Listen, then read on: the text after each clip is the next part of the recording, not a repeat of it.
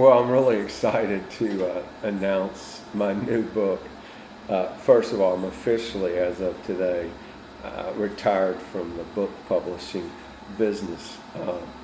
The uh, it was sort of a lifelong ambition to write a book. I always kind of knew what it would be about for the last 20 plus years, probably. Dispute resolution was always my passion. Became an accredited mediator in Hawaii in the late 80s, and I loved it. Just couldn't make a living at it. When in 2009 I first heard the term online dispute resolution, it caused kind of an epiphany for me, uh, and it's been my path the last 13 plus years. I laugh at myself because I've had a number of setbacks. About less than a month after forming the company on June 24th, 2013, my then wife filed for divorce. And it left me in quite a predicament, and most people would have said, well, maybe it's time to do something else. But, I continued pushing it forward. Then we had an offer from one of our competitors to do an acquisition merger, and that was in 2018, and it ended in 2019. And we started on another path, and the next thing you know, COVID. And then COVID, we got beyond COVID. We had never filed a patent, and we were offered $10 million back in 2018, even without a patent. So I always knew that was what I wanted to do. Now I've done it 3 times, so that's kind of been personally rewarding. But I kind of deferred the book.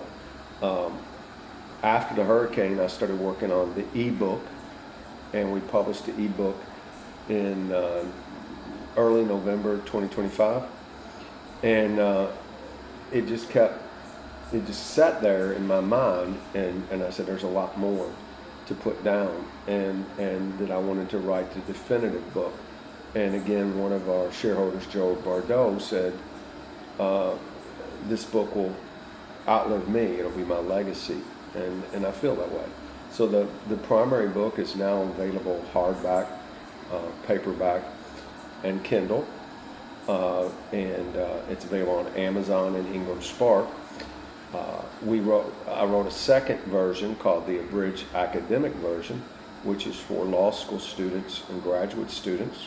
We hope to kind of indoctrinate their mind towards our methodology while they're still in their education phase, and they can carry that forward into business. Even MBA students, IT students, psychology students that focus in emotional intelligence, and of course dispute resolution people and law students. I have recently published Spanish edition, Portuguese edition, and a German edition. What I did is the primary book is close to 500 pages. The abridged edition is about 225 pages. So what I did is, for the language was other languages and cultures, I didn't write a completely new book, but what I did was I researched the differences in dispute resolution, legal process, negotiation, culturally, how the recommendations I made in English would translate not language-wise, but practically into those cultures and those countries. Think of the Spanish version. There's multiple dialects of Spanish language, and at least from North America to South America, Mexico to Argentina, and all the countries in between, they have a lot of different ways of doing things. There's no unity like maybe the EU in these Latin American countries. In my world travels, and so to kind of wrap that up before I go into the exciting news, I've traveled to most places that anybody would ever want to go. I've been to a few places the military sent me that nobody would want to go. But in my travels, some of my favorite places that stuck with me, of course, is Hawaii, Spain, New Orleans, and Cuba. And people always ask me, why did those countries stick with you? And, one, music, I'm a music freak. Food, culture, melting pots of a lot of different cultures. And I feel blessed. You know, how many boys from the south end of Louisville ever graduate from the University of Hawaii? I could have never envisioned it for my own life. And now, in my travels, I visited Cuba. I was very moved by Cuba for all the reasons I already mentioned, but the lack of personal freedom. And I've questioned myself a lot of times. As beautiful and as musical, and the food is phenomenal, the people are phenomenal, the government's not. What might change after 60 years of communism? And I think it's really funny that we have little bitty factions within the Democratic Party that are getting the attention that would think the United States is verging towards socialism. Well, I hope not, and I pray not. And but I've always been fascinated by Cuba. And, you know, I don't want to get into political discussion this evening about an announcement of a book, but I've always wanted to help Cuba. The people weren't even allowed to go to the marina or to the airport to say goodbye that you made friends with. There was just no personal freedoms, and it really resonated with me. And I've always wanted to help. Not everything I do is motivated by money. And so this book now is Cuba, regardless, whatever happens, but especially if some feel it's destined to be an American territory, like Puerto Rico or Guam or American Samoa, U.S. Virgin Islands. I don't know.